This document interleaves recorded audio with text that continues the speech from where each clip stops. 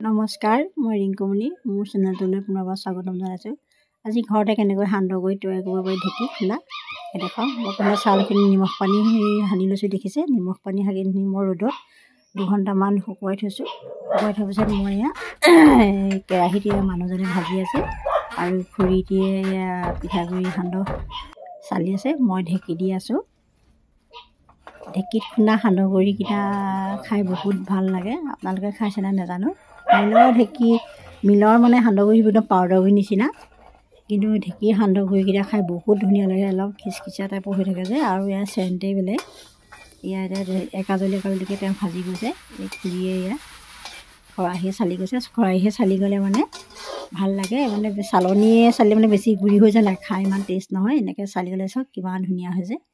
খিচখিচীয়া type যেন কিটিক কিটিক উঠে। এই সান্দহগুড়ি, ঘৰুৱা সান্দহগুড়ি।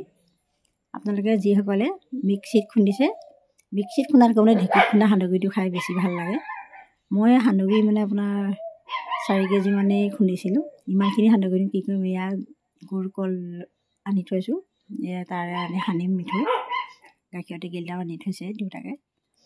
তাৰপিছতে অলপ সৰহকৈ সেইখিনি দেউতাকে কৈছে বিকিয়ে দিওঁ যে, ইমানখিনি সান্দহগুড়িটো খাব নোৱাৰি।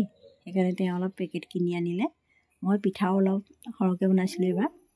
তেওঁ এতিয়া ৰাতি মই ভৰাই গৈছোঁ। তেওঁ পেকেট কৰি গৈছে। পেকেট কৰি নি বিকি দিম বুলি কৈছে। বৰা ধানৰ সান্দহগুড়ি বহুত টেষ্টি হয়। সেইকাৰণে 2জনমান মানুহে দিবলৈ কৈছিলে। তেওঁ সেইকাৰণে ৰাতি পেকিং কৰি আছে। পেকিং কৰি দিবগৈ। পিঠাও তেনেকৈ মই পেকেট কৰি দিছোঁ। পিঠাও খাব নোৱাৰোঁ নহয়, বিহুৰ কাৰণে ধৰক ঘৰত ৰাখিছোঁ। অলপ সৰহীয়াখিনিয়ে বিকিয়ে দিছোঁ।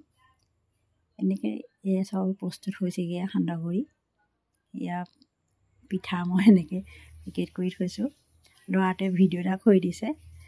ভিডিঅ'টো চাই ভাল পালে লাইক কৰিব, কমেণ্ট কৰিব, শ্বেয়াৰ কৰিব, ছাবস্ক্ৰাইব কৰিব। আৰু মোৰ নতুন ভিডিঅ'সমূহ পাবৰ কাৰণে কাষতে থকা বেল আইকনটো প্ৰেছ কৰি অল কৰি ল'ব, যাতে মোৰ ভিডিঅ'সমূহ পায়। ধন্যবাদ। আজিলৈ আহিছোঁ।